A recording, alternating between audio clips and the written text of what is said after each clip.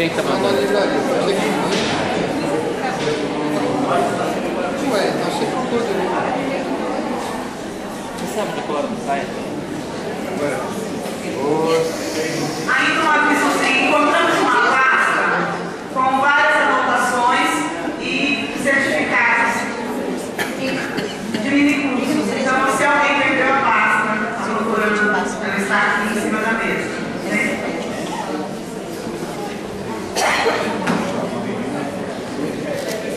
Passamos então a fazer a apresentação dos nossos convidados, dizer que é muita alegria de recebermos os dois e encerramos o nosso trabalho. Justamente com essa mesa tão significativa, vai discutir a motivação. Teremos que ter muita motivação hoje para que possamos encerrar muito bem o nosso tempo. Né? O professor Alejandro Hugo Gonzalez é licenciado em Psicologia pela Universidade de Buenos Aires, docente e pesquisador da Universidade Nacional de Buenos Aires desde 1987, docente durante o período de 1984 a 1989 na Sociedade das Relações Culturais da União Soviética, a primeira escola dedicada a difundir na Argentina a linha. Posso? Vamos lá. Ele foi docente entre o período de 1984 a 1989 na Sociedade das Relações Culturais da União Soviética, que foi a primeira escola dedicada a difundir na Argentina as linhas da sócio-histórica da psicologia fundada no Vigor. Autor junto com Mário, de um livro Freud e Vygotsky, Inconsciente e Linguagem. É membro do Conselho de Redação da revista Psicologia Científica, fundada em 1984, primeira publicação argentina dedicada exclusivamente à escola sócio-histórica de psicologia. Autor de inúmeros artigos destinados a difundir o ensino de Vygotsky e seus discípulos em diversas publicações na Argentina e no estrangeiro. Atualmente, tem escrito vários artigos de uma perspectiva marxista acerca das relações entre arte e educação. O professor Diego, que já esteve como outra vez aqui, e que esteve com a gente no nosso evento todo, e que tem uma contribuição muito significativa a todos nós. Ele é cidadão cubano, né, como todos nós sabemos. É licenciado em Psicologia pela Universidade de Havana, em 1966. Só uma outra informação: o professor Alberto foi aluno do professor Diego. Então, eu quero contar a honra, né, de termos o Diego exatamente aqui com a gente. Ele participa fez estudo de pós-graduação em Moscou. É professor titular de Psicologia da Motivação desde 1965. Ele trabalha na Faculdade de Psicologia da Universidade de Havana, diretor do Departamento de Psicologia. É doutor em Psicologia a partir de 1979, publicou 11 livros e 65 artigos sobre os problemas gerais da psicologia, da motivação e pensamento psicológico de José Martins. Tem inúmeras publicações, podemos destacar dentre elas exatamente José Martins e a formação do homem, tá? Martins e a educação. Então, a partir dessa apresentação, podemos então passar a palavra ao professor Alejandro, que vai fazer uso da palavra primeiro.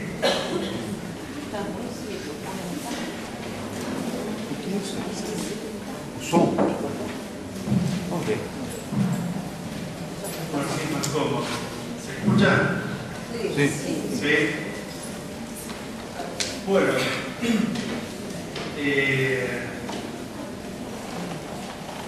como en realidad en la mesa hay un especialista en el tema de motivación, y una teoría sociohistórica sobre motivación, que no es la rama de mi mayor especialidad, he decidido, digamos, usar esta circunstancia como una coartada, como una excusa, ¿sí?, para poder desarrollar y seguir una línea que me ha indicado que es tratar de traer temas novedosos. Tratar de traer temas más novedosos, ¿sí?, y hacer un intento de articulación, de mezcla, de ligación entre la teoría histórico-cultural, que a veces se me va a escapar denominarla con el nombre sociohistórica. En Argentina hace 40 años que la denominamos teoría sociohistórica, sociohistórico-cultural. Le sacamos la cultural, pues se queda demasiado larga. Entonces la llamamos teoría sociohistórica. Y se impuso por el nombre histórico-cultural, y sí que hay debate sobre eso. También hay debate sobre si Dios se escribe con Y, con I latina al final, también se significa Irlanda. Por gente que conoce muy bien.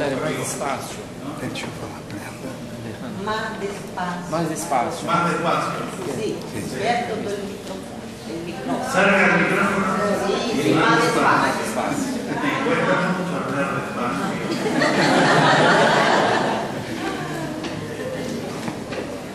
Es una forma de sacarme de encima lo más rápido posible la situación de incomodidad de que tanta gente me está mirando. No llega bien. Sí. Son todos amigos. Todos los amigos. Muy amigos. Bueno, decía que iba a intentar realizar esta ligación, esta unión entre la teoría de la motivación en la escuela histórico-cultural y las postulaciones, ciertos conceptos propios del psicoanálisis. Pero para poder comenzar y poder situarnos un poco el tema que vamos a desarrollar, voy a hacer una pequeña introducción. Voy a tratar de situar históricamente y socialmente al concepto de motivación, cómo surge en la psicología y por qué circunstancias puede ser que haya surgido el concepto de motivación como tema relevante de estudio en la psicología. Así nos vamos a encontrar que aproximadamente entre los años 30 comienzan a aparecer las primeras publicaciones sobre el tema de motivación en autores centroeuropeos y autores americanos.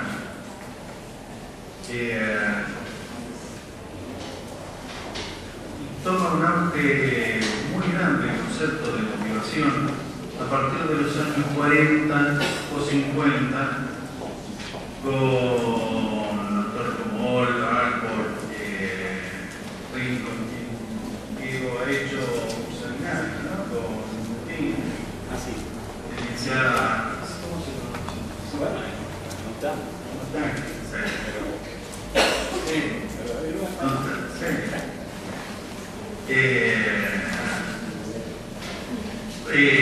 Que tiene publicado en Argentina un seminario muy conocido en su momento, junto con Paul Freys y otros autores franceses, y también Lichtenberg, del cual también participaron algunos psicoanalistas. ¿Sí? Esta preocupación tiene contrapartida en la escuela histórico-cultural a partir de finales de los años 60, cuando toma mayor impulso como respuesta a este desarrollo del concepto de motivación en Occidente, y comienza a desarrollar principalmente Leontiev y con él Boyovich, y también colaboradores de Boyovich y Katarina, comienzan a desarrollar también la teoría de la motivación, pero desde el punto de vista de la teoría histórico-cultural, con un evidente giro, una vuelta, un giro, podríamos decir, copernicano, ¿sí? Tal como escribió Copérnico, al situar la motivación ya no en el interior del individuo, sino en el propio desarrollo de la actividad, o sea, en la vida material, real y concreta de los sujetos. Y esto supone un giro extraordinario, ¿sí? En el concepto y en la teoría de la motivación. Pero bueno, para ser consecuentes un poco con las raíces epistemológicas, hay que situar este concepto en el marco sociohistórico en el que se produce y podríamos preguntarnos el porqué de este auge y de este desarrollo un tanto repentino del concepto de motivación, sobre todo en la psicología occidental.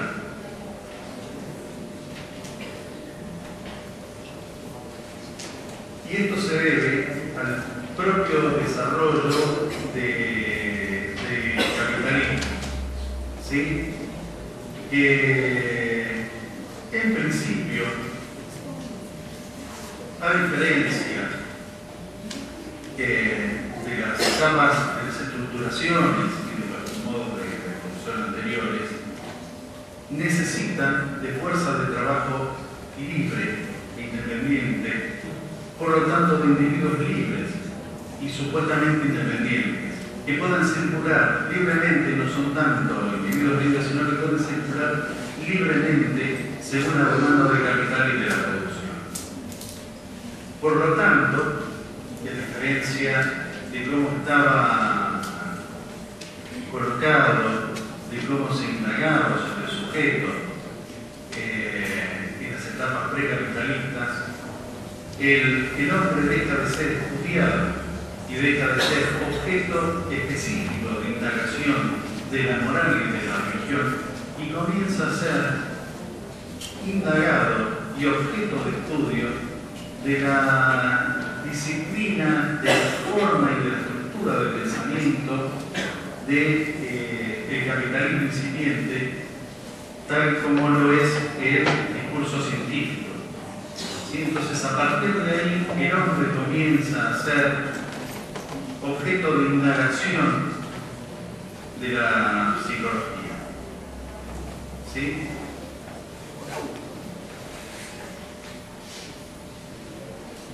Pero en este desarrollo de la indagación y de la investigación de los hombres, podemos situar en principio dos momentos, ¿sí? En los cuales se estudia, se desarrolla el estudio del alma individual, del psiquismo individual, de la mente individual, aquellos que podríamos llamar los entresijos, se dirá en portugués, los más íntimos mecanismos del alma individual, ¿sí? Por llamarlo, por usar la terminología afín a aquella época. Y decía que podemos observar en este desarrollo dos momentos primordiales en la estructuración y conformación y formas de producción de sujetos, formas de producción de subjetividad. En un primer momento, como a partir del ascenso de la burguesía y por su distinción con las etapas previas, con la forma de indagación del hombre propia del feudalismo, lo que prima es intentar construir individuos que sean sujetos activos y productores, a diferencia del sujeto del feudalismo era un sujeto pasivo, no libre, que era un engranaje, una parte inmóvil de un sistema preestablecido, en tanto que el ciudadano, el nuevo sujeto del capitalismo, debía ser, según una postulación ideal o un paradigma ideal, debía ser un sujeto activo, productor y individualmente libre. ¿Sí?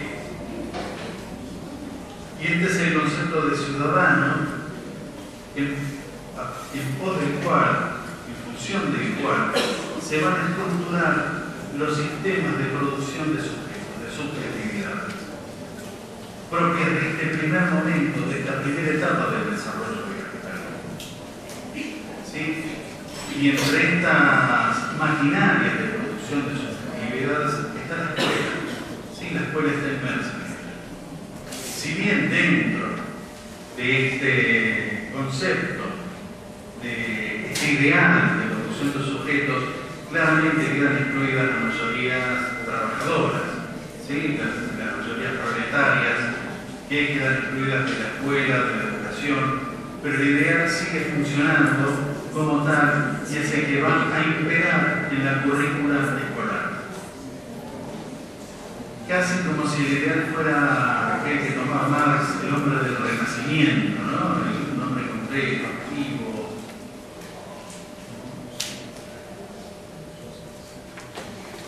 Y por lo tanto, este es el paradigma, este es el ejemplo de sujeto a construir que llega a la escuela.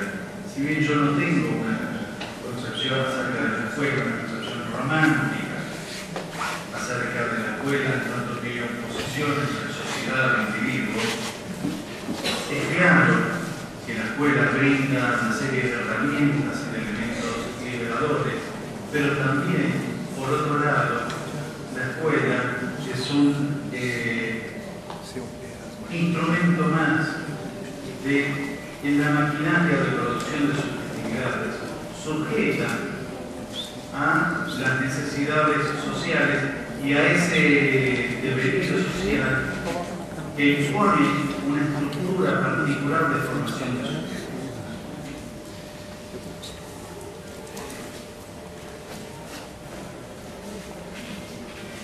Ahora bien, para este sujeto, para este ciudadano construido en los albores del capitalismo y que se extendió por bastante tiempo, había una situación paradójica, porque dentro de la escuela no había una pregunta central, sistemática, acerca del proceso de motivación. El sujeto, por el contrario, era incluido dentro del sistema educativo y debía adaptarse casi pasivamente a él. Y quien no se adaptara a este sistema educativo estaba por fuera de la norma. ¿Sí? Y era vuelto a colocar en el carril adecuado, la falla adecuada de la educación a través del castigo. Este es el paradigma que se impuso en todo el mundo por ser en aquella época el imperio preponderante. Es el modelo victoriano de educación, del cual ha hecho una excelente descripción Dickens, ¿sí? Y que vimos como los últimos desarrollos o la última gran crítica a ese sistema en la película de, no sé si ustedes recuerdan, de Pink Floyd, de Wolf. ¿La conocen? Supongo que la han visto, ¿sí? En la Argentina es de asistencia obligatoria para todo el mundo, ¿sí? Donde el tema central de la película, y para quienes lo han visto pueden dar fe de ello, es que hay una estribillo, no se dice estribillo, el refrán, que dice: Teachers, leave the kids alone. ¿No? Profesores, dejen a los niños solos. Para que puedan quizás apreciar este concepto de maquinaria represiva de la escuela victoriana, yo les aconsejaría que no han visto que vean la película de Pink Floyd, de Wall, ¿sí? Porque realmente es excelente. Se puede mostrar cómo la educación hasta los años 50, al principio de los años 50, respondía a este ideal victoriano, donde era reconducido el individuo a la norma a través del castigo, a través de la ironía, ¿sí? A través de distintos tipos de castigos y de castigos corporales también, ¿sí? En gran parte de las escuelas inglesas, americanas, y yo tengo, a mí me han contado varias historias, anécdotas, gente mayor que yo en Argentina se los castigaba físicamente. ¿Sí? Había un castigo físico. O sea, el tema de la motivación todavía no era un tema central para indagar, porque el individuo se suponía que una vez que estaba inmerso en el sistema educativo debía aprovechar todos los beneficios que este brindaba. ¿Sí? Y por lo tanto, quien se escapaba de la norma era castigado, era reconducido a la motivación a través del castigo. A partir del subsiguiente desarrollo del capitalismo, con el aumento de la producción maquinizada, con el aumento de la productividad de bienes de consumo y el progresivo ascenso del capital financiero a partir de los años 70, se produce el segundo momento, la segunda etapa de la producción de sus actividades, en la que ya no hacen falta, que el capital tomó noticia de que no hacen falta tanto ciudadanos, posibles dirigentes y gente con espíritu crítico frente a la realidad, educada a partir de elevados criterios de textualización, ¿sí? Donde el texto era casi todo para transmitir, para la transmisión de conocimientos. Y al tomar nota de esto, necesitan cambiar el paradigma, ¿sí? O el ítem o la forma de producción de sus actividades. Y pasa de producir ciudadanos a comenzar a producir consumidores. ¿Sí? Y esta es la etapa, digamos, en la cual estamos atravesando. ¿Sí? Esta producción de consumidores, que se podría decir que es consustancial, que es de una unidad extraordinaria, con el precepto mayor del capitalismo, que consume a todas horas sin descanso. ¿Sí? Este es el precepto, este es el concepto, este es el mandato principal del capitalismo. Consume a todas horas sin descanso. Aun cuando descansa, está consumiendo. Quien no puede dormir, pastillas para dormir, ¿sí? Colchón, ¿sí?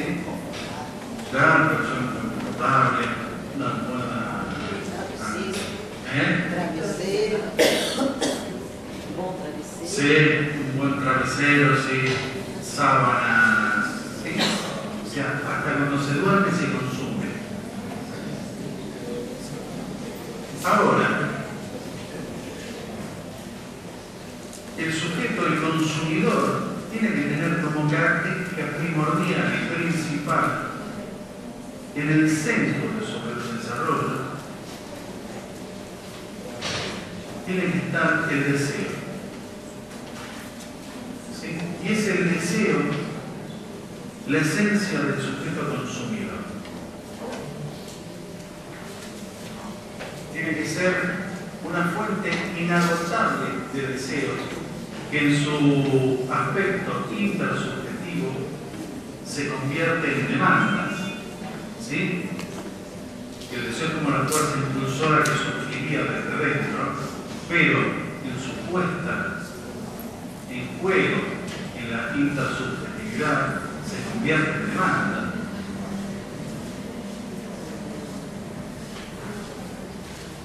Por lo tanto, este sujeto deseante, de casi puro deseo, ideal del capitalismo desarrollado tal como hoy lo conocemos,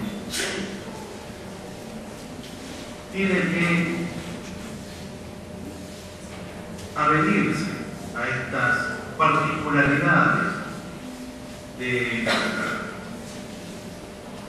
Tiene que ser una máquina deseante continua, una máquina de producción deseante continua. Había dos autores, Guattari y Deleuze, dos autores franceses que habían escrito el Arquetipo y que mostraban cómo el capitalismo era una maquinaria de producción de sujetos en serie deseantes por naturaleza.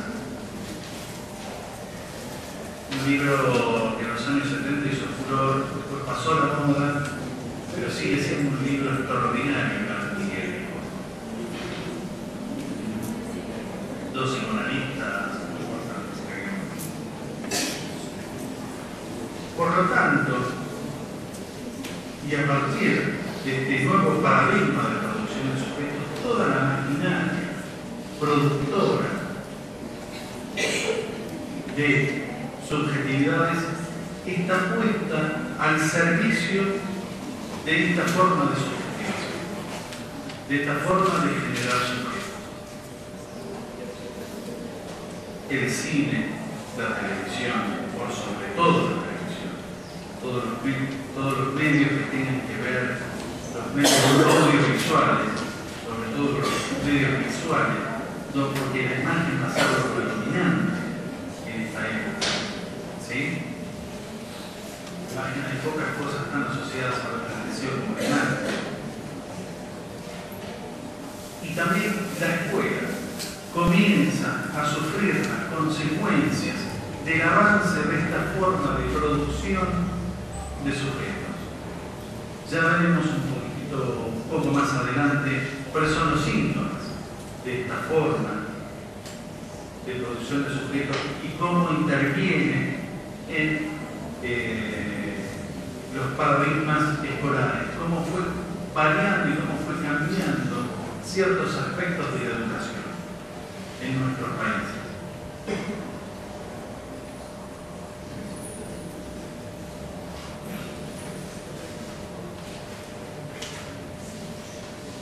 A pesar de ello, también la escuela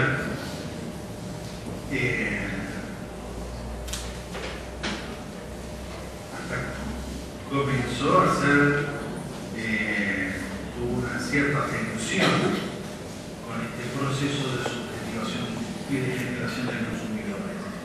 ¿Sí? Y por eso también se atacó a la escuela. Y por sobre todas las cosas, la educación se transformó. En Argentina hubo un proceso muy claro, pero muy claro, de transformar la educación pública y gratuita, ¿sí? Que venía desde 1865, 1870 en Argentina, se terminó convirtiendo en una mercancía más, desprestigiando la escuela pública y constituyendo a la educación privada como el ejemplo de la buena educación. ¿Sí? Y creo que en Brasil debe haber pasado algo bastante. ¿Sí? Eso es el misterio del mercado. Pero aún más allá, en los contenidos propios de educación fue cambiando. ¿Sí? Ahora bien, este sujeto deseante, este sujeto de puro deseo, podemos comenzar a pensarlo, cuál es la legalidad del deseo.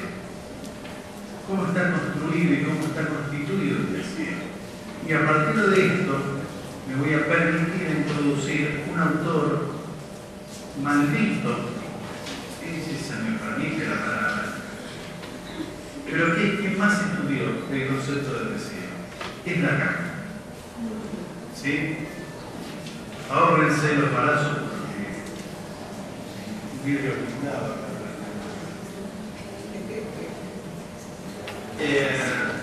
Es que aquí la mayoría de la gente son de la educación y casi no conocemos Lacan. Y hacen bien, hacen bien.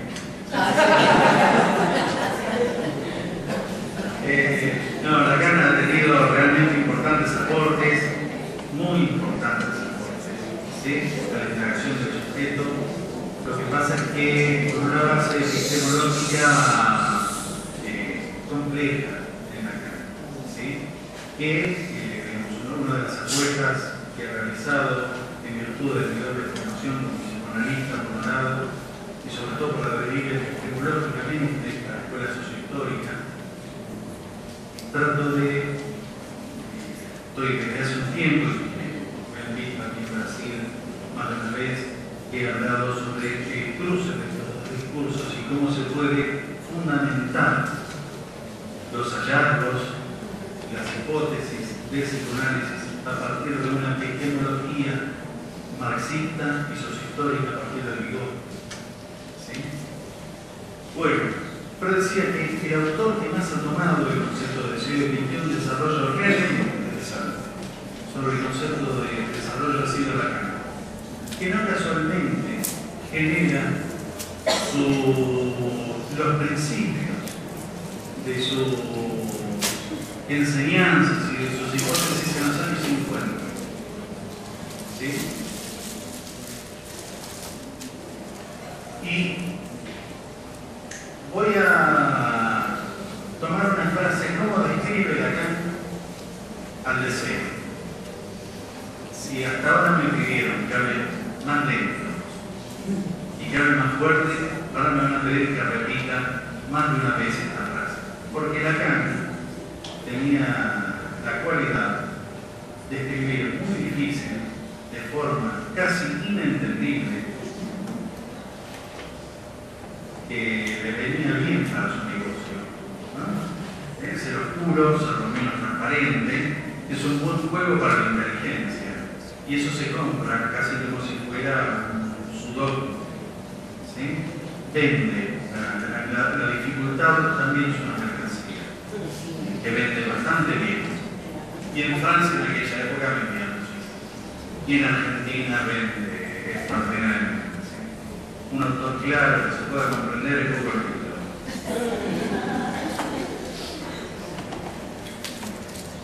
Lacan decía, lo voy a leer, que el deseo es la falta inscrita en la palabra, una falta inscrita que se inscribe en la palabra y efecto de la marca, de una marca, del significante en el ser hablado.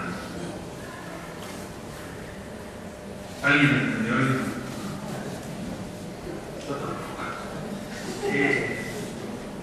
Podríamos decirlo, describir esto en un lenguaje más llano, en un lenguaje más simple, en un lenguaje más coloquial, que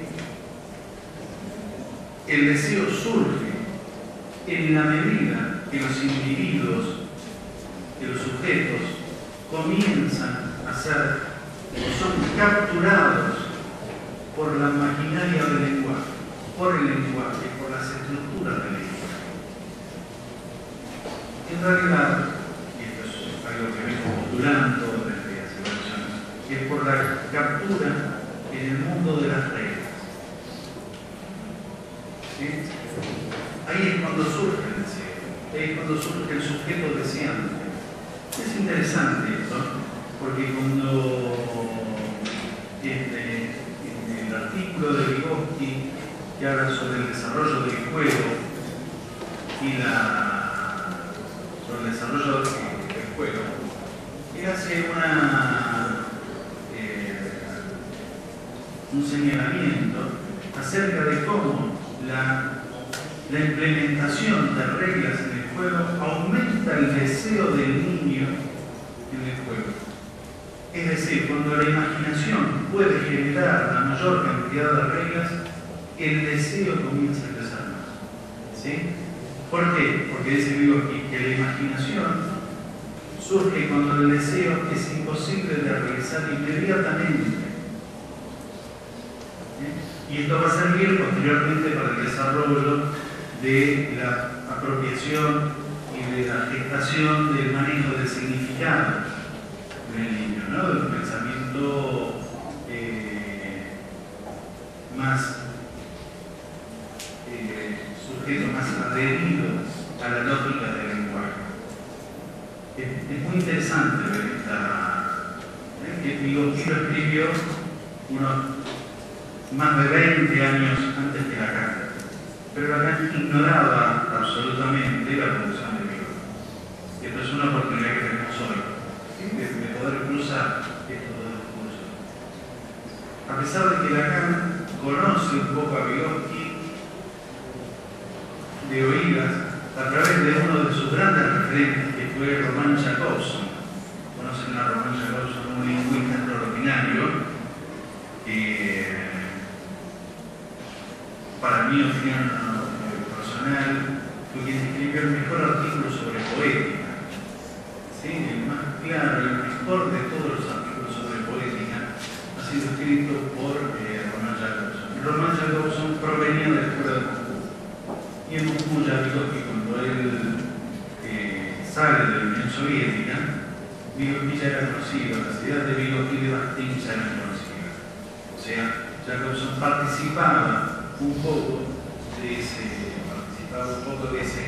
núcleo de investigadores y de pensadores. Bueno, este deseo, este sujeto deseante, que nace a partir de la inscripción de los individuos en el lenguaje, no tenemos que salir corriendo, ¿no?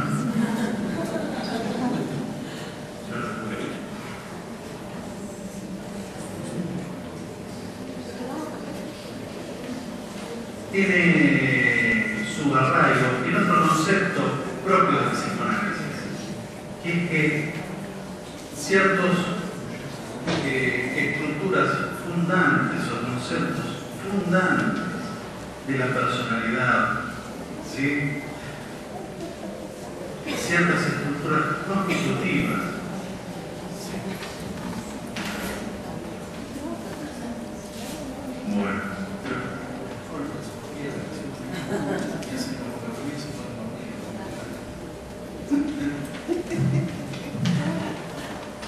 Bueno, ¿se escucha mejor ahí? Me voy a hacer una traqueotomía.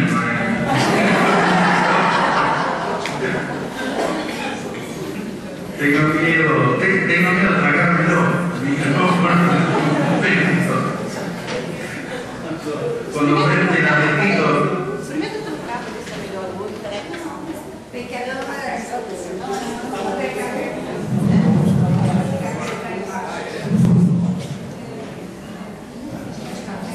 Hola, hola. Sí,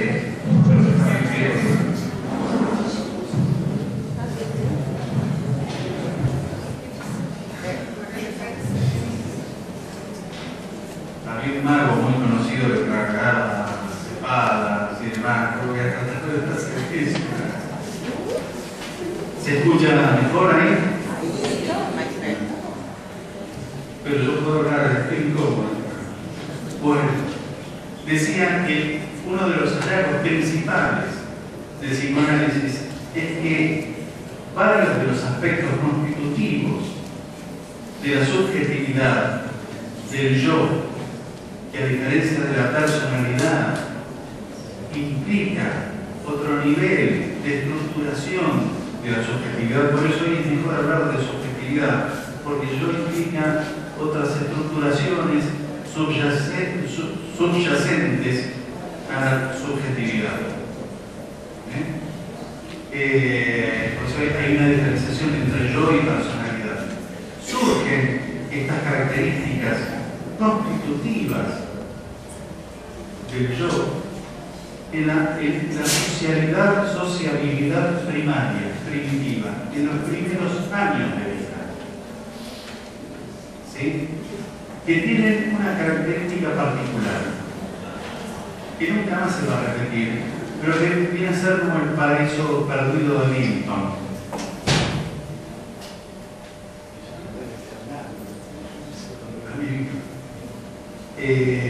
Un libro muy antiguo.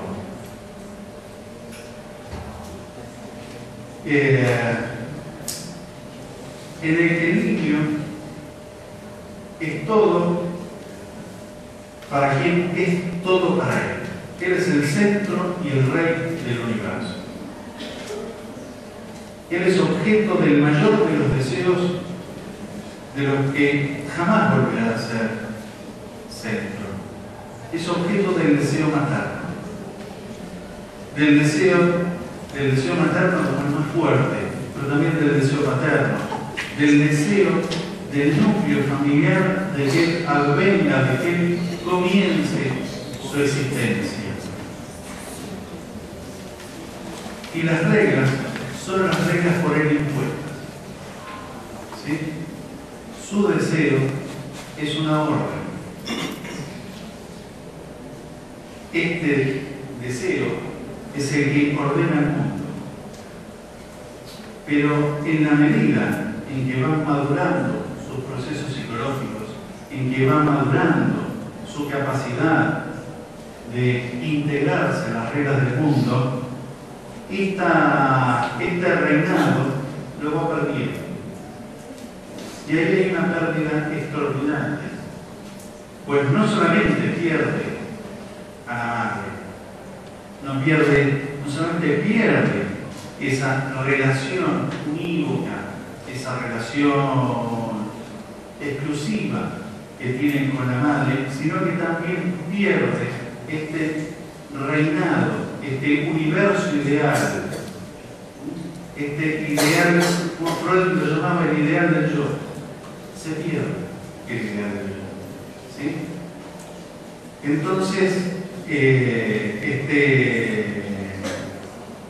y es esta pérdida la que se inscribe, ¿sí? Es esta falta, esta pérdida, la que comienza a inscribirse cuando el niño se inscribe en el mundo de las reglas, y principalmente en el mundo del lenguaje, el conjunto de reglas principales, ¿sí? Que constituyen nuestra adscripción a la sociedad. Por lo tanto, el resto de nuestra vida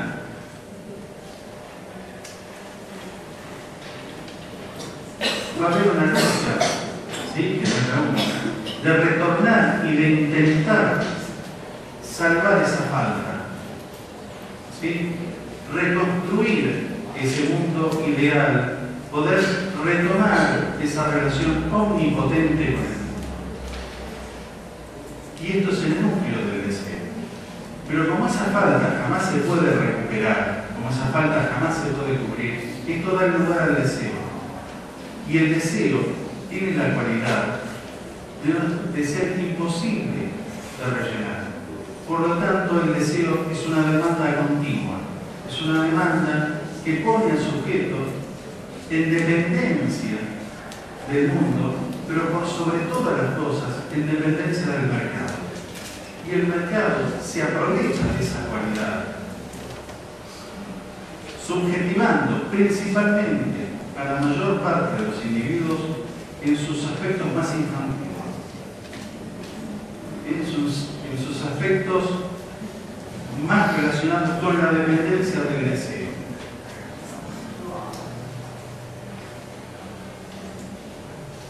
No hay nada mejor adaptado al capitalismo que un sujeto deseo. No hay nada mejor para el mercado que un sujeto constituido en tanto sujeto deseante, sujeto de pura demanda. Frente a esto, ¿sí? Constitución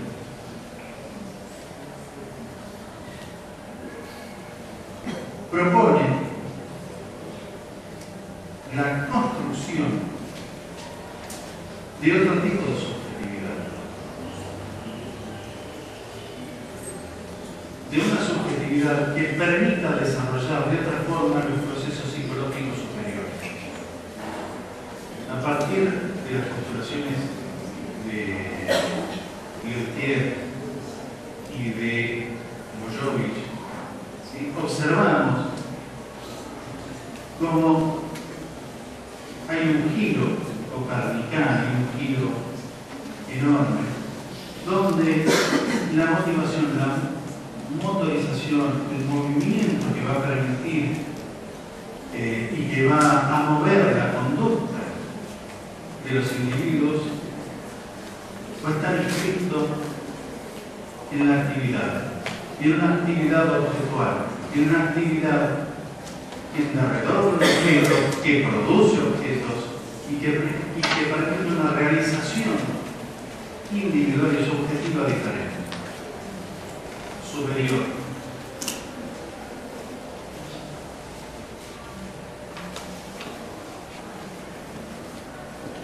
Como seguramente el profesor Daniel va a desarrollar mucho mejor que yo la teoría de la motivación, porque él es un especialista en motivación, dejo la mayor parte del desarrollo de este concepto, ¿sí?,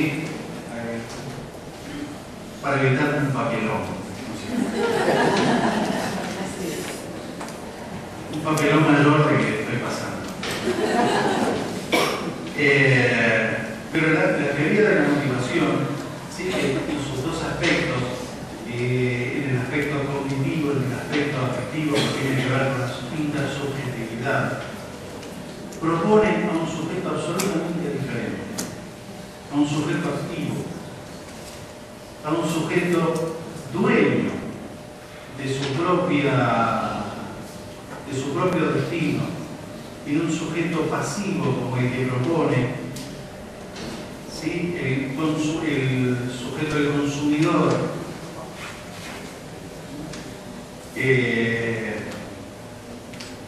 Sin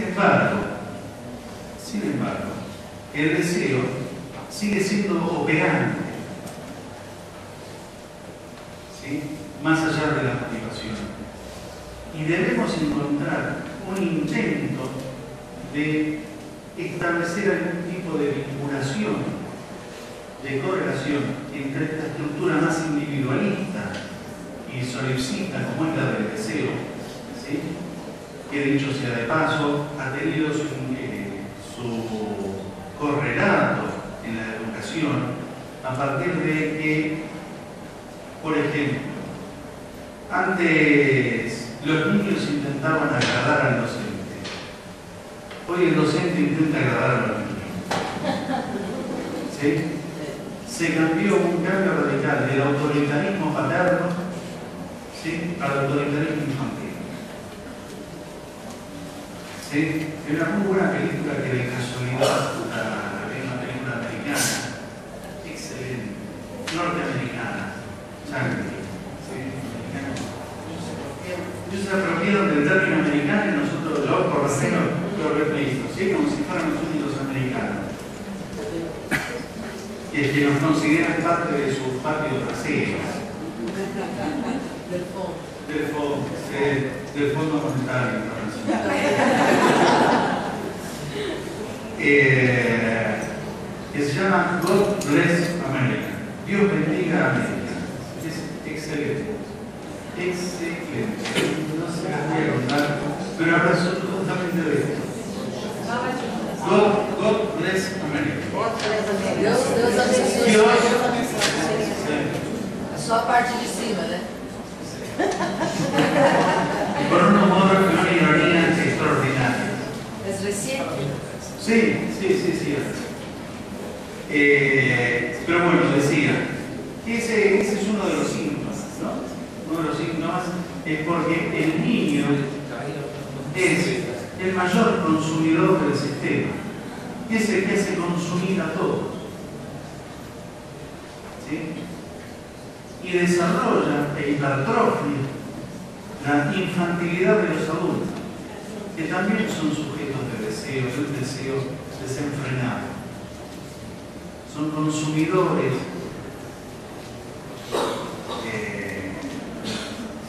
desenfrenados. Otra de las cualidades fue disminuir, para tratar de seducir al niño en la educación, fue disminuir las complejidades, las dificultades en la educación. Y se pasó del texto a la imagen. Cada vez más los libros de texto tienen menos texto e imagen. Y la imagen es consustancial para el mercado. Vivir en el mundo de las imágenes es vivir en el mundo del mercado.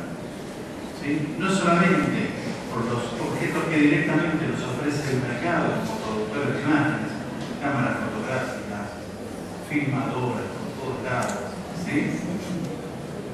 Sino que nos ofrece los objetos de deseo en imagen. ¿Sí? Ayer yo pensaba, bueno, ¿cómo ejemplificar esto? Y de casualidad me dieron en el reloj, en el aeropuerto, una revista, Duty Free. Para la moda.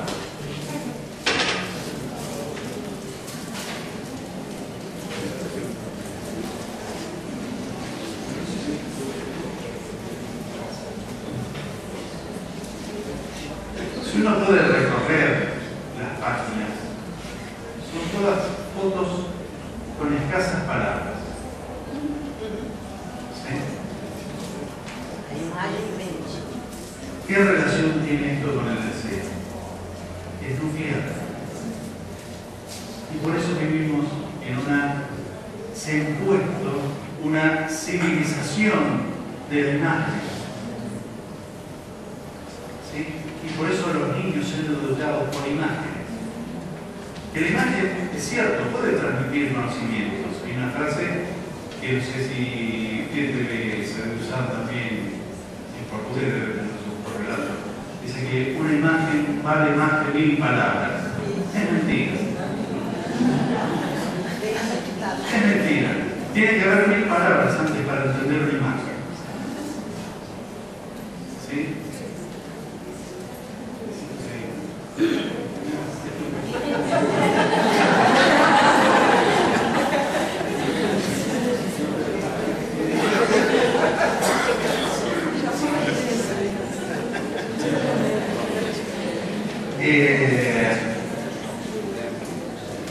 A este sujeto, ¿sí? Este sujeto es sustraído de las formas superiores del pensamiento que supone la textualidad, que supone el texto. Es un sujeto absolutamente prisionero del mercado. En este ámbito de producción de subjetividades es que la escuela debe intervenir. Pero una escuela crítica, la escuela crítica de la que creo que todos los presentes aquí comparten, debe intervenir en este proceso de subjetivación. Y debe poder conciliar, combinar al deseo con la motivación. Sí, el deseo no se puede dejar de lado. Es una realidad, es una de las verdades constitutivas del ser humano, más allá de sustancialistas y racionales.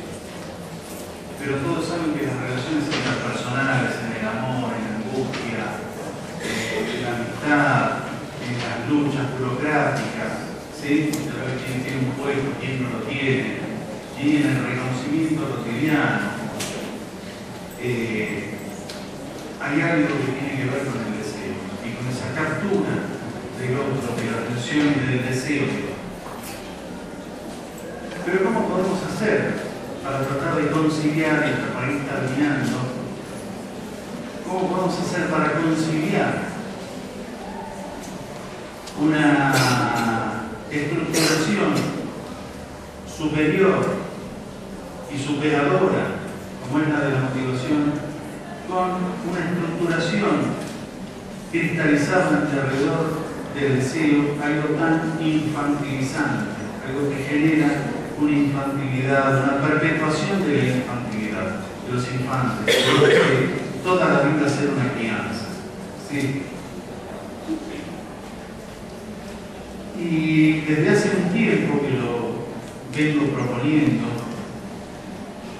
entre estos conceptos, entre estas demandas de orden social y las estructuras individuales, tiene que actuar una herramienta extraordinaria que es la del arte. Darle una mayor relevancia. El arte es el lenguaje que ha inventado la humanidad para individualizar los lenguajes sociales a través de las metáforas, de la metonimia, ¿sí? Que son el correlato de la condensación, del desplazamiento, del influjo del sentido, de la aglutinación, separar aquellos rasgos inherentes al lenguaje interior, donde pueden aunarse el principio de placer tan discutido y tan debatido que Vygotsky, yo creo que de contrabando, lo introduce en sus obras cuando el pensamiento del lenguaje hace una crítica del principio de placer como imperante en la realidad psíquica. En realidad Freud nunca dice eso. Freud dice que en el inconsciente impera el principio de placer. Él no niega la existencia de la conciencia ni la posibilidad de creación. ¿Sí? Vygotsky hace una crítica y 2 o 3 párrafos posteriores él dice: el niño cuando no logra realizar la tarea suele darla por realizada en su imaginación. Es el principio del placer.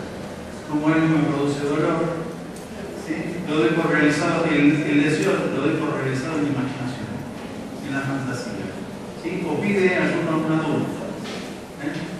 Freud en 1924, en un artículo llamado Los 2 principios del suceder psíquico, hace una llamada, no una anotación, pie de página, en el que dice que el imperio del principio del placer es abandonado en la medida en que los hijos se separan absolutamente de sus padres.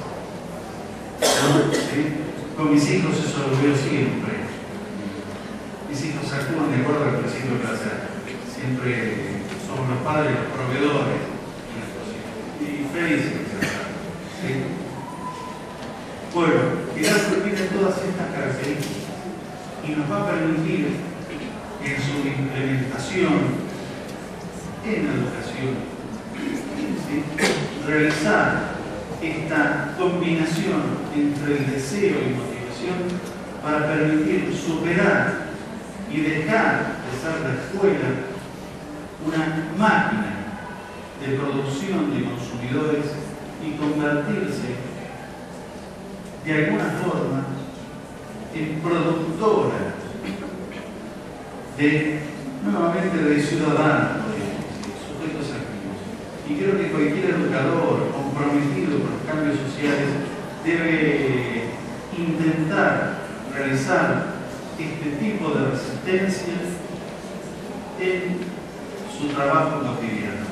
¿Sí? Así que yo puedo dejar artículos que tienen que ver, ¿no?, con mis postulaciones acerca del arte, ¿sí? La relación entre el arte, el lenguaje interior, la creación científica, ¿sí?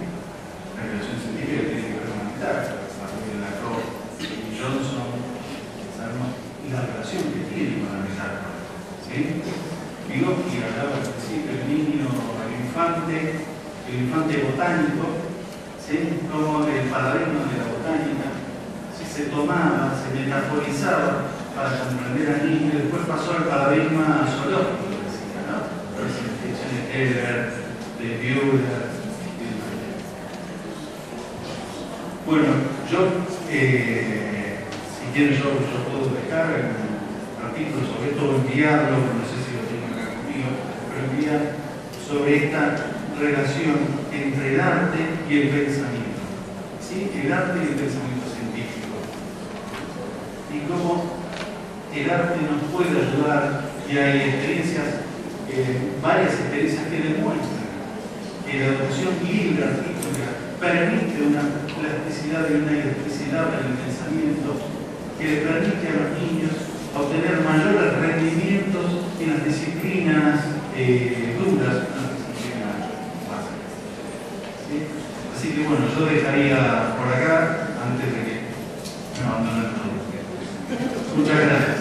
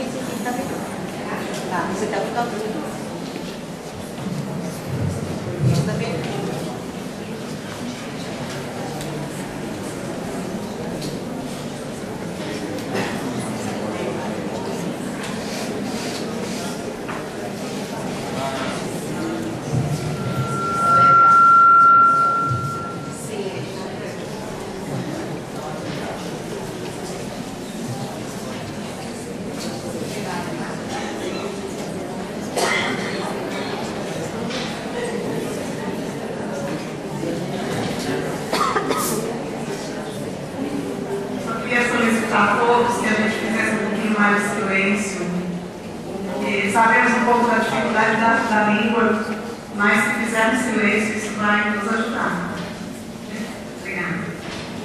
Pois não, Diego? Bueno, buenos días. Buen día.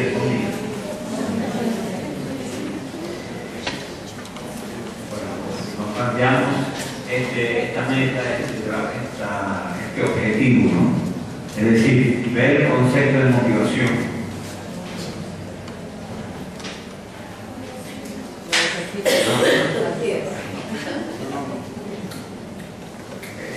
Tienen que descontarme el tiempo de la partida. No, está virado para ahí.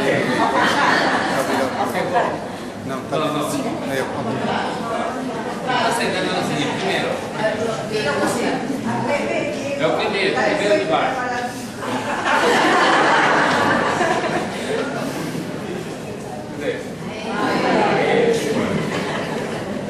Nuestro objetivo es ofrecer un punto de vista histórico-cultural sobre la motivación humana que permita responder las siguientes preguntas. ¿En qué consiste el desarrollo humano en la esfera de la motivación? Y segunda, ¿cómo favorecerlo? Ya el compañero Alejandro ha planteado ideas muy interesantes sobre este problema. Vamos a continuar en esa dirección. Bueno, ya les dije mi punto de partida epistemológico, lo repito siempre. La unidad de teoría y práctica, los hechos como fundamento del conocimiento. Que aquí ya el compañero Alejandro planteó que el psicoanálisis podía ser criticado desde el punto de vista de su epistemología, y bueno, ahí sería un punto de discrepancia, es decir, con el psicoanálisis en el sentido de la verificación objetiva de las hipótesis, que el psicoanálisis utiliza fundamentalmente el método cualitativo interpretativo a partir de los hechos, y ese es un momento del conocimiento científico. Por eso el psicoanálisis no puede ser desechado, forma parte del proceso del conocimiento científico, pero lo que ocurre es que esas hipótesis que elabora no se preocupa por verificarlas en hechos. Esa, por lo tanto, es la tarea nuestra, continuar en ese estudio.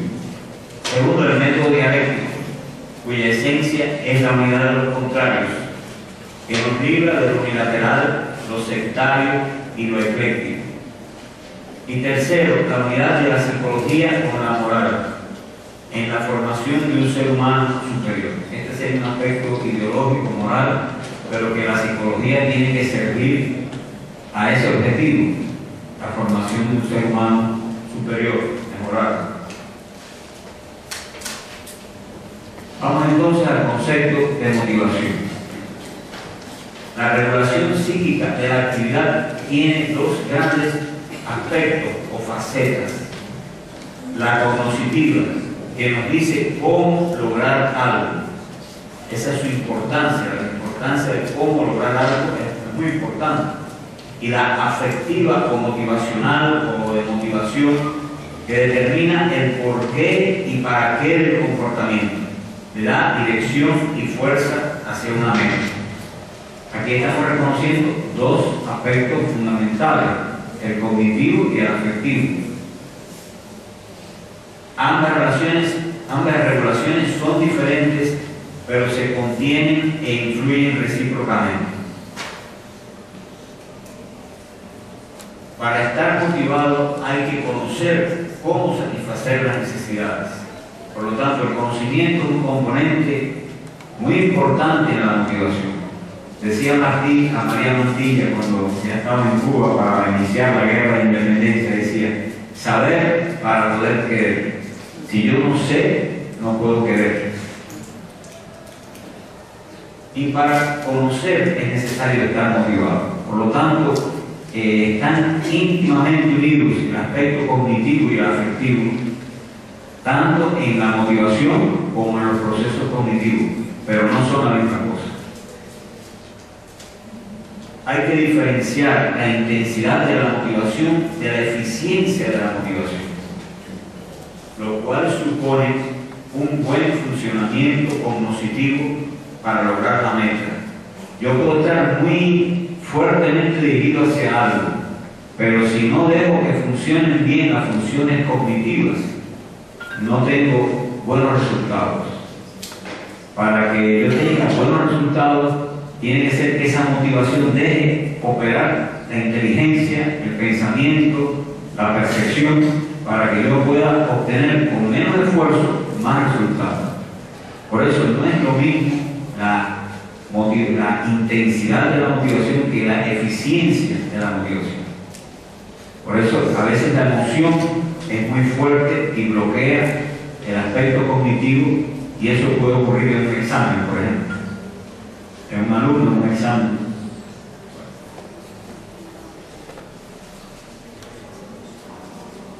Definimos la motivación como aquel complejo funcionamiento psíquico que supone que contiene indiscutiblemente la actividad nerviosa superior y que refleja la realidad objetiva a través del rol activo y creador de la personalidad, y que en unidad con la actividad externa y sus condiciones sociales y materiales de vida determina la dirección, intensidad y sentido del comportamiento hacia sus objetos metas.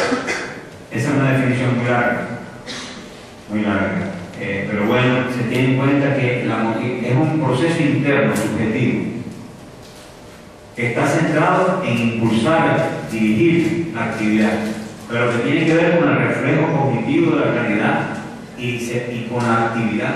Está en unidad con la actividad. La motivación sin la actividad no funciona. La motivación es una constante actividad psíquica y externa, porque la motivación se expresa en la actividad y se forma en la actividad. En una forma más sencilla, podríamos decir que la motivación es aquel complejo funcionamiento psíquico que determina la dirección, intensidad y sentido, que puede ser de aproximación o de evitación del comportamiento, de evitación respecto a algo, ¿no? Del comportamiento hacia determinados objetos, metas de sus necesidades, de las necesidades. Esa es una definición más sencilla. Ahora vamos a ver motivación, necesidad y motivo. Esta es una pregunta a veces ¿qué diferencia entre motivación y motivo? Vamos a ver. Es una pregunta difícil. La motivación mueve al ser humano, pero ella parte de las necesidades que se pueden dividir en orgánicas y superiores. estas últimas específicamente humanas. Toda necesidad tiene un objeto meta, cuya ausencia o presencia produce sufrimiento o satisfacción. Ese objeto meta puede ser de muy diverso tipo. Por ejemplo, la necesidad de tomar agua, el sexo, el afecto, la actividad física o cumplir con los valores morales. La necesidad o necesidades pueden ser pasivas y no llevar a la acción. Ahí tenemos el caso del deseo, de que hablaba nuestro compañero. El deseo es muy importante, pero es predominantemente pasivo. Como él decía, el deseo engendra la motivación y la actitud hacia el consumo, correctamente. Pero la necesidad puede convertirse en un motivo de la actividad. Llamamos motivo, y hay diferentes concepciones de lo que es motivo, etc. Hay diferentes puntos de vista. Pero llamamos motivo al reflejo psíquico de la posibilidad de satisfacer determinadas necesidades, el cual incorpora la atención activa de la necesidad, el aspecto activo de la necesidad, y se proyecta de manera potencial o actual. Hay motivos potenciales que están en nuestra personalidad, actuando quizás a través de toda la vida. Y hay motivos actuales, inmediatos, hacia una definida acción. Pero el motivo es la forma en que la necesidad se canaliza, se concretiza y depende del conocimiento. Por eso la importancia de saber para poder querer. Si yo no sé cómo satisfacer mi necesidad, no estoy motivado. El motivo impulsa la actividad y responde a una o varias necesidades. Yo diría que el motivo es el punto central de la motivación. Es el punto donde funciona toda la motivación, pero el motivo es un aspecto, un momento esencial de la motivación. Pero la motivación tiene en cuenta las necesidades, tiene en cuenta, es decir, esto es todo un proceso complejo en el cual participan las necesidades, participan las emociones, el pensamiento, el conocimiento, y todo eso funciona para llegar al punto central que es el motivo. El motivo es el impulso, pero el motivo funciona a partir de todo ese complejo proceso que es la motivación. Vamos a la clasificación de las necesidades. Existen muchas clasificaciones diferentes. Nosotros proponemos la siguiente, y aquí tenemos que respetar a nuestro maestro Sergei Rubinstein, que precisamente planteó esta diferencia entre lo social y lo puramente individual, entre las necesidades sociales significativas y lo puramente individual.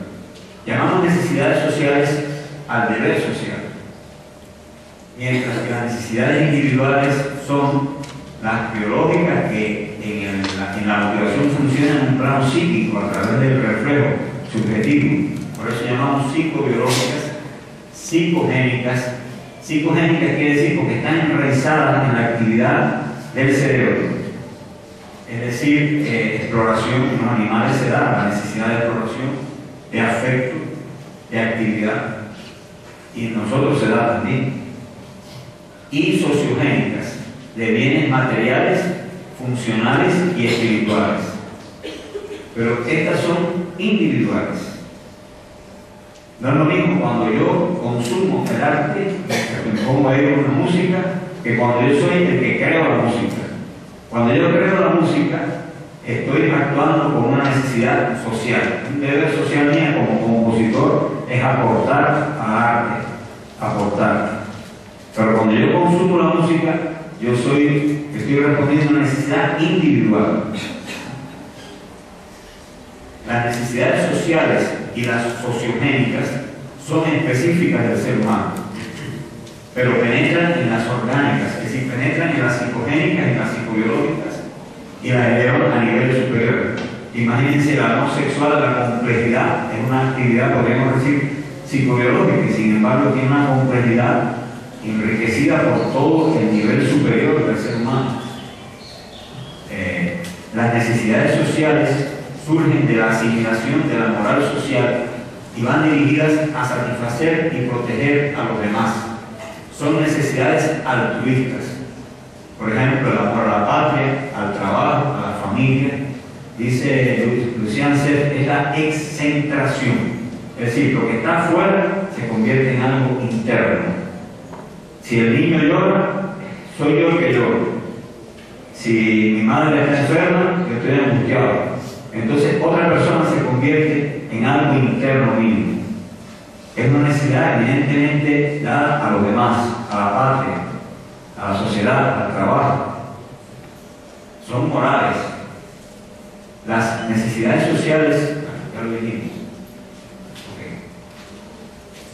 Las necesidades individuales van dirigidas a satisfacer solo al individuo, sus necesidades orgánicas de afecto, de dinero y bienes, etc. Pero las necesidades sociales responden también al interés individual. Yo trabajo, pero trabajo porque me den dinero.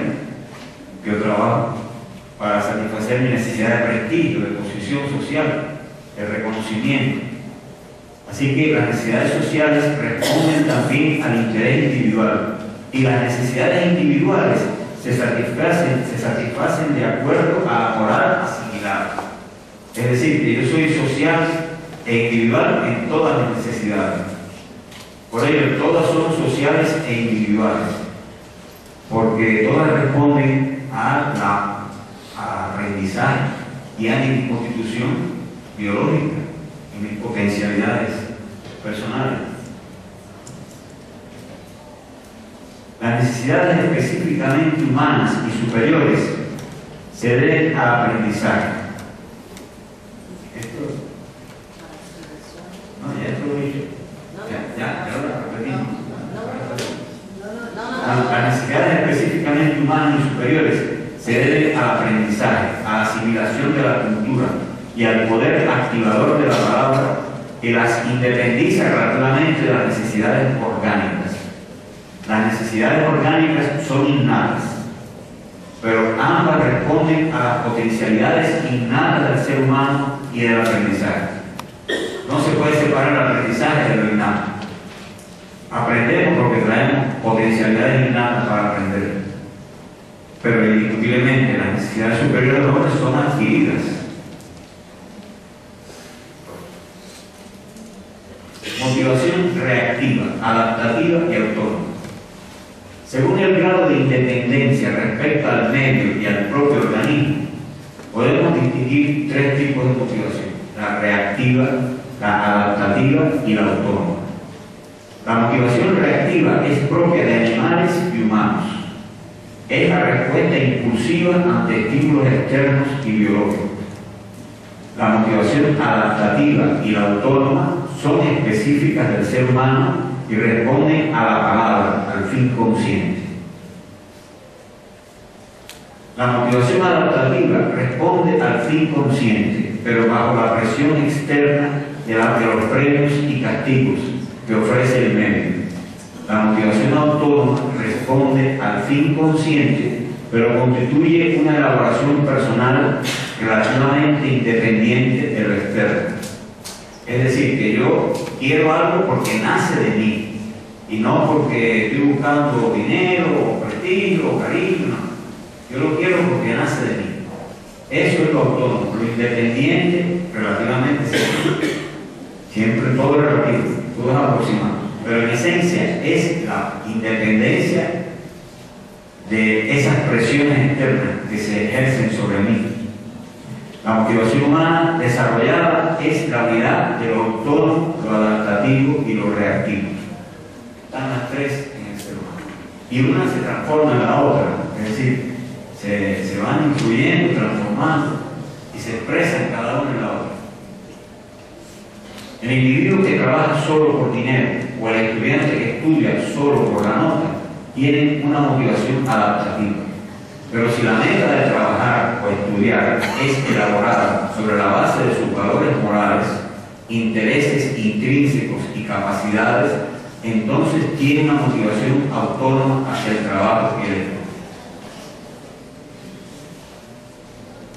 Sin embargo, esto requiere una crítica de la psicología humanista. Ustedes saben, la psicología humanista, la autorrealización es el concepto central de la psicología humanista. Coincide con lo que hemos llamado motivación autónoma, pero el humanismo desconoce la determinación histórico-social de la autorrealización y nosotros la afirmamos. La autorrealización no es algo innato, surge y se transforma en la interacción con el medio social. Así, una persona puede tener una orientación social altruista, laboral, responsable, pero esta puede ser adaptativa o autónoma o ambas. Sus motivaciones reactivas, adaptativas o autónomas son determinadas en última instancia por su vida en el medio social. Vamos a la crítica del psicoanálisis. Pero porque yo considero muy valioso el trabajo del compañero, porque ha precisamente tenido el interés de ver cómo el psicoanálisis aporta elementos que pueden ser de gran utilidad al enfoque histórico-cultural. Y realmente esa es una vía del desarrollo del enfoque histórico-cultural. Aprender del psicoanálisis, aprender del humanismo, aprender de muchas escuelas, de muchos aportes. El psicoanálisis se ha dedicado al estudio y tratamiento de la enfermedad mental y ha desarrollado la psicología de la motivación. Yo diría que el psicoanálisis fue una teoría que más desarrolló la teoría de la motivación. Pero Freud deriva toda la motivación humana a partir de los instintos biológicos y de los complejos que surgen en la infancia, reconociendo solo una diferencia cuantitativa entre la salud y la enfermedad. Es decir, que los instintos las necesidades orgánicas son muy importantes, pero reducirlo todo a lo orgánico, ahí es donde no podemos estar de acuerdo. En oposición al psicoanálisis destacamos que las necesidades superiores no pueden ser reducidas a un instinto, pues según dice Luria, la palabra, los fines y proyectos tienen la capacidad de activar por sí mismos el comportamiento y pensamos que pueden llegar a convertirse en necesidades autónomas tanto o más poderosas que las orgánicas. Los mecanismos de defensa planteados por Freud reducen la conducta humana a una descarga de las tensiones instintivas y conflictos infantiles, ignorando así la autonomía de las necesidades superiores. Lo que nosotros hemos hecho es, también hemos ido en la misma dirección que Alejandro, de asimilar el psicoanálisis los aspectos positivos, porque el concepto de mecanismo de defensa es un concepto valioso del psicoanálisis. Es cierta la reducción de la tensión, pero también existe su contrario, la búsqueda del objeto meta de la necesidad, por sí mismo. Por ello planteamos la unidad en todo ser humano de la motivación específica que va dirigida hacia el objeto meta de la necesidad por sí mismo, y la motivación inespecífica que va dirigida a reducir las tensiones insatisfactorias por otras vías que no son la obtención de su objeto meta específico. Yo no sé si me entienden este concepto. Es decir, que hay dos tipos de motivación. Una motivación que va dirigida a obtener el objeto meta de la necesidad, que es la fundamental. Si yo tengo sed, tomarse, si tengo necesidad de afecto, buscar una relación positiva, afectiva, si tengo necesidad de cumplir con los deberes. Pero ¿qué ocurre? Si yo estoy frustrado en esa necesidad, no las puedo satisfacer, entonces busco otras vías de descarga, que puede ser hacer inconsciente las cosas, puede ser desplazamiento, puede ser la proyección, puede ser cualquier mecanismo de defensa, que son otras maneras de reducir la tensión insatisfactoria. En el ser humano operan las dos.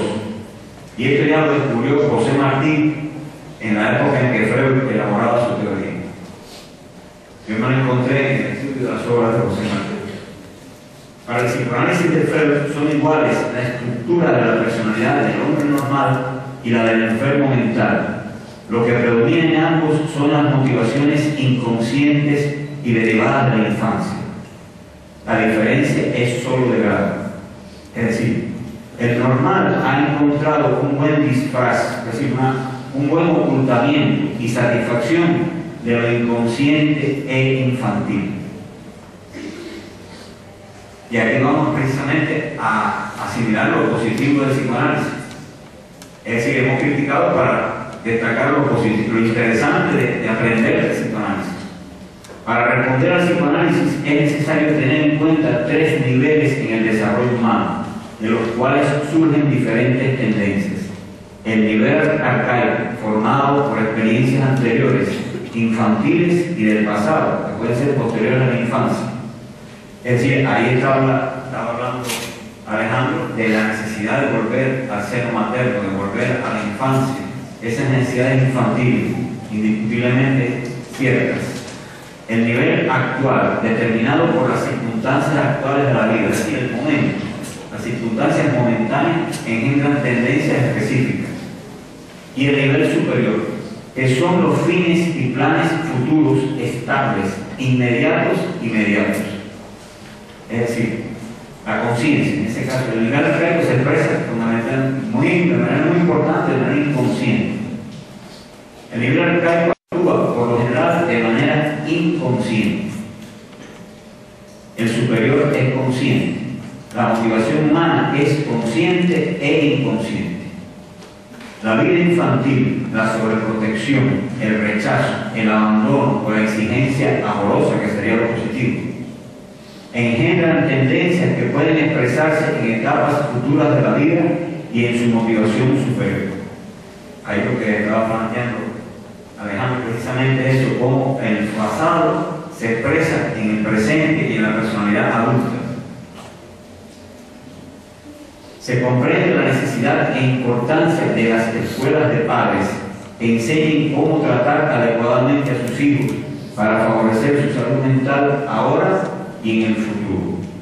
Pero la motivación superior no puede ser reducida a la arcaica, pues resulta de la asimilación de la conciencia social en la juventud y adultez y cambia con la vida. La motivación del ser humano normal y adulto consiste, por lo general, en la relativa armonía entre lo arcaico, lo superior y lo actual, en la cual predomina el nivel superior, es decir, sus fines y proyectos. En el enfermo mental predominan tendencias derivadas del pasado o evocadas por la situación actual. Es decir, cuando ya no son eficientes nuestros proyectos, nuestros fines, y no pueden, van perdiendo capacidad para regular la conducta, ahí vamos en la dirección patológica. Quizás el pasado o el presente inmediato nos están determinando. El sano se caracteriza por una armonía contradictoria que supone el conflicto como factor de preservación o progreso. El enfermo por extremas contradicciones o por su disminución anormal. Existe una diferencia cualitativa entre la estructura dinámica de sanos y enfermos, pero también penetración recíproca. Es decir, son estructuras diferentes. Pero penetración recíproca quiere decir que el enfermo no es totalmente enfermo, tiene componentes positivos, y el sano no es totalmente sano, tiene. Yo diría que una persona totalmente sana es anormal. El predominio de lo social en la regulación de la actividad. En el individuo pueden predominar sus necesidades individuales, pero para satisfacerlas tiene que asumir deberes sociales. El estudio, el trabajo, la familia, etc. Y hacer que por lo general predominen en la regulación de su actividad. Pero al cambiar su interrelación con el medio, también cambian sus deberes. Estamos destacando aquí la importancia del deber asumido en la motivación, en la regulación de la actividad. Aunque yo sea muy individualista, yo tengo que someterme a las exigencias externas. Al asumir la conciencia social de su momento histórico para realizar su psiquismo individual, tanto en la esfera cognitiva como afectiva, esta conciencia social asumida resulta el regulador fundamental de su actividad y lo convierte en integrante activo y representante de su medio social. Esto no niega la importancia de su psiquismo individual en la regulación de su actividad. La actividad es regulada por la conciencia social asimilada y, bueno, el psiquismo individual contiene la conciencia social. En este predominio del nivel superior y de los deberes asumidos consiste el relativo equilibrio de la actividad normal del ser humano. Pero, como ya hemos dicho, contiene factores más o menos patógenos que se le oponen. Pero no por ello se pierde la estructura que caracteriza a la personalidad normal. Concluyendo, la motivación normal y adulta se caracteriza por la unidad relativamente armónica de lo consciente y lo inconsciente, en la cual la conciencia predomina en la regulación de la actividad. Pero esto no disminuye la importancia de lo inconsciente. Solo la relativa armonía con lo inconsciente permite dicho predominio. Es decir, que la conciencia depende del inconsciente, que la conciencia no es absoluta, sino una adecuada correlación entre lo consciente y lo inconsciente permite el predominio de la conciencia. El desarrollo de la motivación. Aquí nos planteamos que el objetivo central de nuestro trabajo en qué consiste, cómo puede definirse la motivación superior, o sea, el progreso en la motivación humana. Esto es un problema a discutir. Planteamos nuestra idea. Al considerar teóricamente la diferencia entre la motivación sana y la enferma, hemos caracterizado la sana, señalando su relativa armonía y el predominio de la motivación superior, en la cual los deberes asumidos predominan en la regulación de la actividad. También en el sano existe una mayor orientación hacia la autorrealización. Con el decurso de la edad, la motivación marcha de lo individual y reactivo en el niño pequeño hacia la orientación social, responsable y autónoma que caracterizan al adulto. En el decurso histórico-social, la motivación del salvaje de la comunidad primitiva consistía en su identidad con el grupo pequeño al cual pertenecía. Con el surgimiento y desarrollo de la sociedad de clases, se desarrolla la individualidad y la motivación autónoma, pero con una orientación predominantemente individual. En la sociedad monopolista actual, la orientación individual y autónoma de los grandes propietarios, centrada en la obtención de riquezas, se acompaña del hecho de que la mayor parte de la humanidad vive en la miseria, que engendra el egoísmo y la imposibilidad de autorrealización y creatividad. Todos los anteriores criterios son de carácter teórico, pero también la comprensión del desarrollo de la motivación se debe fundamentar en criterios morales, ideológicos. Y aquí nos apoyamos en la filosofía que orientó a Vygotsky, o sea, en el marxismo y en nuestro héroe nacional, José Martí. Marx soñó con una sociedad en la que el trabajo no fuese un medio de vida, sino la primera necesidad vital, y en la que el ser humano aportase a la sociedad según su capacidad. Martí se pronunció por un ser humano altruista, creador e independiente.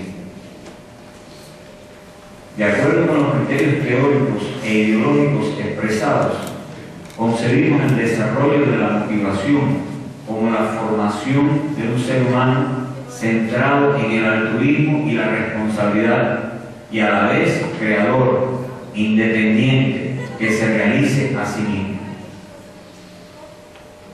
Esta es nuestra propuesta. En eso consiste la motivación superior.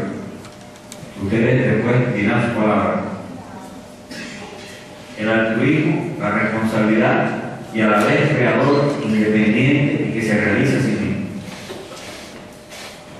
Pero Vygotsky esclareció la determinación sociohistórica de la motivación humana. El hombre es un reflejo de las relaciones de producción imperantes en la sociedad. El mundo actual se caracteriza por la desigualdad económica entre clases o sectores y sobre todo entre naciones. Y como dijo José Martí, el egoísmo es la consecuencia de la riqueza. Partimos del criterio teórico de que la desigualdad engendra el egoísmo y lo antisocial. La riqueza de unos y la pobreza de una mayoría da lugar al despliegue de la autorrealización en los ricos y a la privación de la autorrealización en los pobres. En consecuencia, la motivación que predomina actualmente se encuentra lejos de lo que hemos considerado su desarrollo, pues lo que predomina es el individualismo y la desigualdad en la autorrealización y la creatividad, donde la mayoría está insatisfecha. Por lo tanto, para desarrollar la motivación es necesario cambiar la sociedad. Freud es pesimista y pensó que el hombre es egoísta por naturaleza. La psicología humanista es optimista y piensa que la naturaleza innata del ser humano es de autorrealización y responsabilidad. Por lo tanto, no es necesario cambiar nada, solo darle plena libertad al ser humano, aceptarlo. Marx y Martí consideran que el ser humano es un reflejo de su sociedad. Por lo tanto, es necesario crear una sociedad que engendre el altruismo, la creatividad y la autorrealización. Es decir, el hombre no es bueno ni malo, es según sea su circunstancia. Hay que promover circunstancias favorables, positivas, para que el hombre sea bueno y no egoísta, no malvado. La humanidad ha iniciado un largo camino hacia su transformación.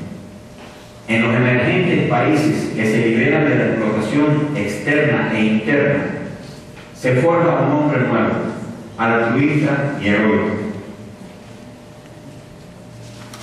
Pero esos países emergentes están sometidos a la desigualdad, la guerra y la crisis económica que caracterizan al mundo actual. Y en consecuencia, ese hombre altruista y heroico está sometido a una contradicción entre su heroico altruismo y el egoísmo que engendra la desigualdad interna e internacional. En la sociedad actual surgen tendencias individualistas extremas que conducen a que el deber social sea solo un medio de vida, conducen al abandono de los principios morales, a la corrupción y a las desviaciones antisociales. Se impone, pues, tratar de dar una idea sobre cómo podemos trabajar en todos los países, es decir, en todos, en Cuba, en Argentina, en Chile, en Brasil, en Europa, donde quiera. Porque donde quiera existe este problema, la desigualdad, que es un fenómeno del mundo actual.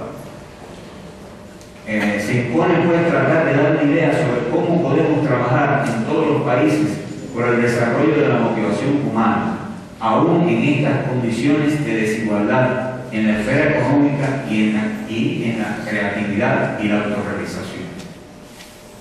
Bueno, un camino para la superación. Igual que Alejandro nos ofreció un camino, una vía para la docencia y la formación del niño, vamos también a plantearnos esto. De todo lo dicho, se desprende que solo transformando la sociedad podemos cambiar al ser humano. Pero quien cambia la sociedad es el hombre, pues crea el desarrollo tecnológico y económico y cambia las relaciones sociales. De aquí la importancia de cambiar al ser humano aún en estas condiciones adversas.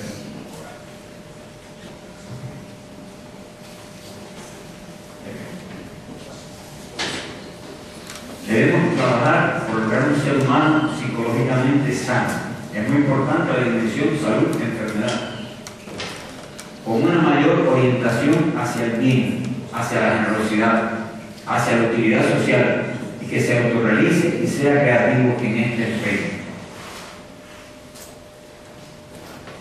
Debemos desarrollar motivaciones sociales autónomas o adaptativas en el individuo, luchar contra el individualismo extremo, el egoísmo, la corrupción y la conducta antisocial. El problema es cómo hacerlo. Partimos de una hipótesis.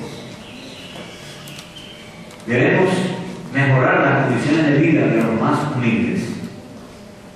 Es decir, tiene que haber una base económica que favorezca esta educación.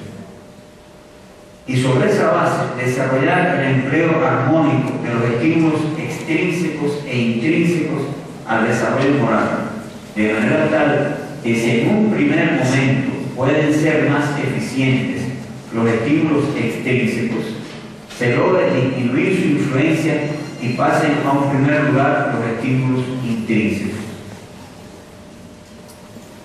Los estímulos intrínsecos son los premios, los castigos y las posibilidades que ofrece el medio social a cambio de una determinada conducta. Ellos se engendran presiones externas. Basado en esos estímulos extrínsecos, el ser humano cumple con sus deberes sociales. En estos momentos se comprende que esos estímulos son los más poderosos. Sobre todo en las sociedades de miseria, el estímulo extrínseco es tremendo, muy poderoso. Los estímulos intrínsecos y la motivación que engendran son aquellas posibilidades que el individuo descubre de obtener satisfacción personal en el propio cumplimiento del deber. Es decir, aquí la satisfacción personal no es fuera del deber, sino en el propio cumplimiento del deber. Despertar el interés cognitivo en el estudiante, de manera que sienta satisfacción y creatividad en el estudio. El trabajador descubre en su actividad laboral ciertas posibilidades de autorrealización personal y no trabaja solo por un salario, sino por la satisfacción de tener éxito y satisfacer sus necesidades personales en el propio trabajo. Debemos oponernos a que los estímulos extrínsecos impidan la acción de los intrínsecos. Una fuerte exigencia, solo fundamentada extrínsecamente, puede ser negativa. Las calificaciones en los exámenes pueden ser necesarias, pero no deben constituir el único motivo. Es necesario desarrollar el amor al estudio y a la asignatura que se imparte. La escuela tradicional debe ser superada. No obstante, los estímulos extrínsecos son valiosos y favorecen el desarrollo moral.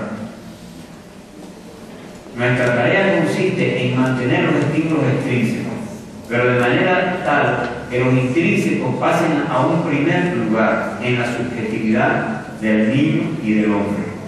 Así aseguramos que el acto se convierte en actividad, pues despertamos el rol activo del sujeto en su propia superación.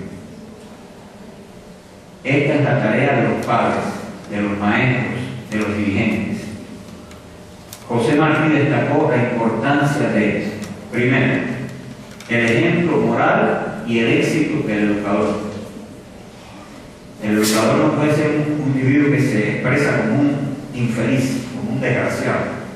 Tiene que ser un hombre de éxito. Y el éxito consiste en comportarse moralmente. Segundo, el amor hacia el educando. El amor es un sentimiento clave en la educación.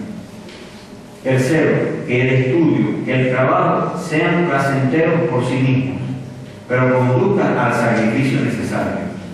El sacrificio también forma, el sacrificio es fundamental.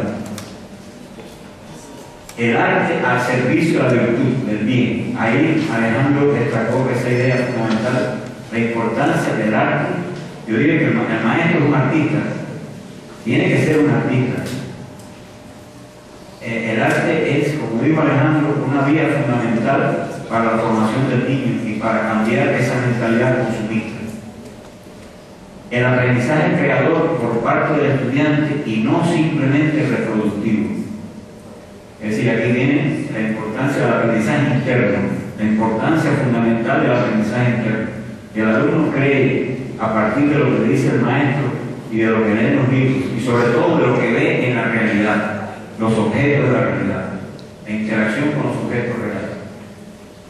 y la concepción del mundo, tener creencias morales que fundamenten hacer el bien como la verdadera forma de ser felices y trascendentes. La humanidad está seriamente amenazada por el daño ecológico, las guerras y las crisis económicas. No obstante, debemos tener fe en el futuro de la humanidad y trabajar con las armas que da la ciencia por preservarla, creando un mejor ser humano en el cual surja al sol todo el oro de su naturaleza. Muchas gracias.